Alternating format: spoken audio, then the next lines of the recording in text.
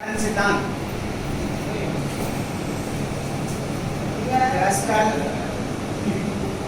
क्षेत्र विपाटन सिद्धांत ध्यान दें भाई।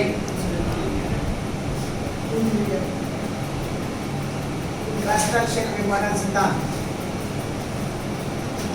देखिए, मुझे भी चाहिए क्या?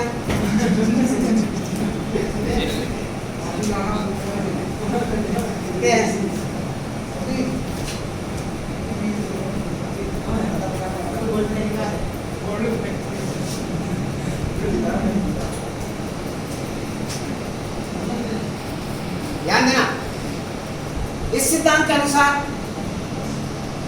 हम उपसंयोजक यौगिकों की ज्यामिति और चुंबकीय गुणों की व्याख्या करते हैं। किस किस की व्याख्या करते हैं? उपसंयोजक यौगिकों के ज्यामिति और चुंबकीय गुणों की व्याख्या करते हैं। क्रिस्टल क्षेत्र विपाटन सिद्धांत कहता है कि जब भी अष्टफलकीय संकुल का निर्माण होता है, ये देखिए पूरा कंसंट्रेशन बोर्ड पे रखें, तो M केंद्रीय धातु आयन,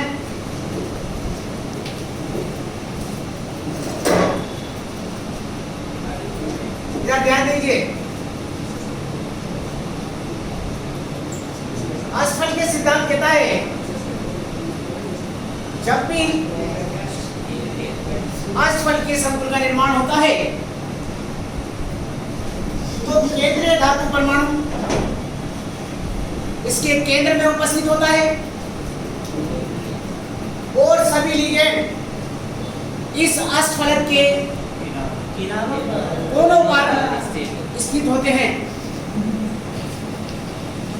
और जब ये लिगेंड XYZ अक्षों पर केंद्रीय धातु आयन की ओर आगे बढ़ते हैं तो चूंकि dx square minus y square कक्षक और dz स्क्वायर कक्षक अक्षों पर उपस्थित होते हैं, इसलिए जब ये लिगेंड अक्षों पर आगे की ओर बढ़ते हैं तो ये दोनों कक्षक इनके आमने सामने होते हैं, इसलिए इन दोनों डी कक्षकों को प्रतिकर्षण अधिक मिलता है तथा dxy, dyz और dxz कक्षक अक्षों के मध्य होते हैं, इसलिए उन्हें प्रतिकर्षण अपेक्षाकृत कम मिलता है। इस कारण ये पांचों डी कक्षक 1 2 3 4 5 बोलो से dxy dyz dz स्क्वायर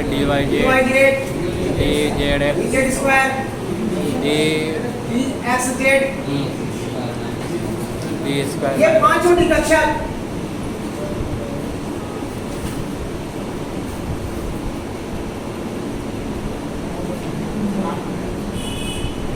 ये तो क्या हो गया भाई? T2G अधिक ऊर्जा के और EG, ये तो dxy dyz dx और ये dz square dx square minus y square. ये पांचों डी कक्षक दो अलग अलग ऊर्जा तलों में विभक्त हो जाते हैं। एक तो कम ऊर्जा के T2G कक्षक और एक अधिक ऊर्जा के EG कक्षक। कौन से कक्षक? डी कक्षक। और चूंकि ये पांचों डी कक्षक दो अलग अलग ऊर्जा तलों में विभक्त हो जाते हैं, इसलिए इन्हें क्रिस्टल क्षेत्र विपाटन सिद्धांत कहते हैं। और इनके मध्य जो ऊर्जा का अंतर है उसे हम डेल्टा O से प्रदर्शित करते हैं, जिसे हम कहते हैं विपाटन ऊर्जा। अब आप लोगों के साथ इससे तो हमें कुछ पता ही नहीं लगा कि कैसे चुंबकीय गुणों को प्रदर्शित करेगी, कैसे ये अनुचुंबकीय प्रतिचुंबकीय गुणों को प्रदर्शित करेंगे, कैसे ये उपसंयोजक यौगिकों की ज्यामिति की व्याख्या कैसे करेगा, ये चीज अभी हमारे पल्ले नहीं पड़ी।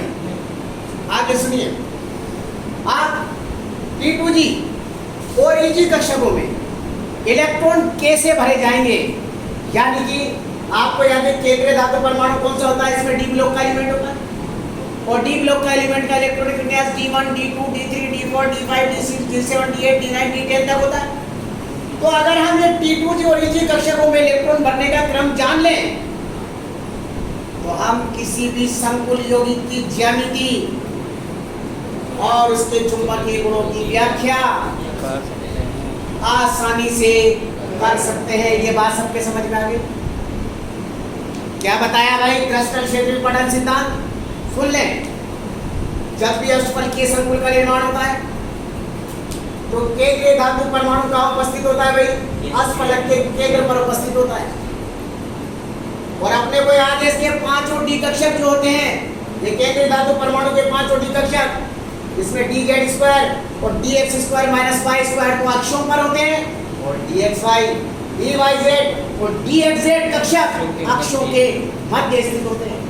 और जब ये सभी लिगेंड केंद्रीय धातु परमाणु की ओर अक्षों पर आगे की ओर बढ़ते हैं तो ये लिगेंड चूंकि अक्षों पर आ रहे हैं और dz स्क्वायर और कौन सा भाई dx square minus y square कक्षक जो होते हैं ये अक्षों पर उपस्थित होने के कारण ये एक दूसरे के आमने सामने आते हैं। इसलिए इन्हें इन लिगेंडों द्वारा अधिक प्रतिकर्षण मिलता है और ये dxy dyz dxz को अपेक्षाकृत कम प्रतिकर्षण मिलता है। इसलिए ये पांचों डी कक्षक दो अलग अलग ऊर्जा तलों में विभक्त हो जाते हैं, कम ऊर्जा के T2G कक्षक और अधिक ऊर्जा के EG कक्षक। क्लियर हुई बात? अब अगर हम ये समझ जाए कि T2G और EG कक्षकों में इलेक्ट्रॉन कैसे भरे जाएंगे D1 से D10 तक, तो हम किसी भी संकुल यौगिकों की ज्यामिति और उसके चुंबकीय गुणों की व्याख्या आसानी से कर सकते हैं। मेरा मास्क लगाओ सब, जो भूल गया वो थोड़ा सा दूर चले जाओ पीछे। आप देखिए यहाँ तक की बात समझ में आ गई? आप ध्यान देना भाई। नंबर 1 बेटा समझ में आ गई तेरे अंकित?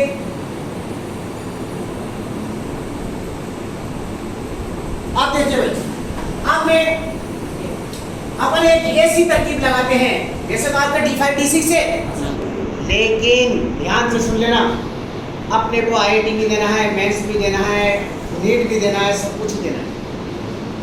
तो उसके लिए अगर जहां आप 2 करेंगे वहां 2 और सही, तो हम किसी भी यौगिक की ज्यामिति अच्छी तरह से कर सकते हैं। याद रखना आपको जो है, एक बात ध्यान रखना, चाहे एलॉन हो, चाहे बंसल हो, चाहे वाइब्रेंट हो, कहीं भी हो, आपको रटाया जाएगा। मैं आपको ऐसी तरकीब बताऊंगा, आपको रटने की आवश्यकता ही नहीं। कब तक रटोगे? 100 रटोगे क्या? वही जरूरत नहीं है। देखो कितनी आसानी से अपन काम करेंगे, आप देखना। ये ध्यान से सुनना मेरी बात, देखिए ध्यान से। नंबर 1 कंडीशन, यदि केंद्रीय धातु परमाणु का इलेक्ट्रॉनिक विन्यास D1 D2 D3 हो, क्या हो केंद्रीय धातु परमाणु का इलेक्ट्रॉनिक विन्यास D1 D2 D3 D2 और D3 हो और उससे प्रबल या दुर्बल लिगेंड जुड़ा हो, प्रबल या दुर्बल कोई से भी जुड़ा हो, तो याद रखना ऐसी अवस्था में पहले T2G कक्षक में एक इलेक्ट्रॉन भरा जाएगा। उसके आधार पर उसकी ज्यामिति और चुंबकीय गुणों की व्याख्या होगी। कैसे? देखिए इलेक्ट्रॉनिक विन्यास का मतलब है, ये देखिए 1 2 3 4 5, ये तो कौन से कक्षक है? T2G और ये कौन से कक्षक है? EG 1 2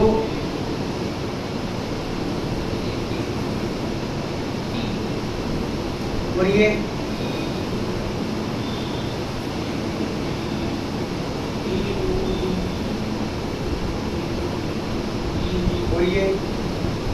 देखिए ये क्या है? केंद्रीय धातु परमाणु से प्रबल या दुर्बल कोई सा भी लिगेंड जुड़ा हुआ और इसका इलेक्ट्रॉनिक विन्यास क्या हो? D1 D3 है। तो ये कह रहा है कि एक्सी अवस्था में पहले T2G कक्षक में एक इलेक्ट्रॉन भरा जाएगा, जैसे D1 ये निकाल, D2 ये D1 ये D3 D1 D2। आ गई बात समझ? चाहे ट्रिपल लिगेंड जुड़ा हो या ध्रुवल लिगेंड जुड़ा हो, पहली बात ये आप आयुग्मिक इलेक्ट्रॉन है तो ये क्या हो जाएगा? अणु चुंबकीय वे रंगीन। ये भी कैसा हो जाएगा? अणु चुंबकीय वे रंगीन। और ये भी कैसा हो जाएगा? अनुचुंबकीय व रंगीन। अणु चुंबकीय वे। पहली बात समझ में आ गई। इसका इलेक्ट्रॉनिक विन्यास देखो कैसे लिखेंगे। देखो T2G में एक है, तो देखो ये T2G1 इसमें क्या हो जाएगा? T2G2 T0। इसका क्या हो जाएगा? T2G3 T0। ये बात समझ में आ गई। और गौर में इलेक्ट्रॉन इसका चुंबकत्व किससे निकालेंगे? Mu equal to under root निकाल लोगे सबका। पहला पॉइंट क्लियर हो गया भाई सबका? पहला पॉइंट क्लियर। दूसरी बात देखो, ये तो किसके लिए बताया? D1 D2 D3 है ना? सुनो आगे आगे क्या कहता है, ध्यान से देखना।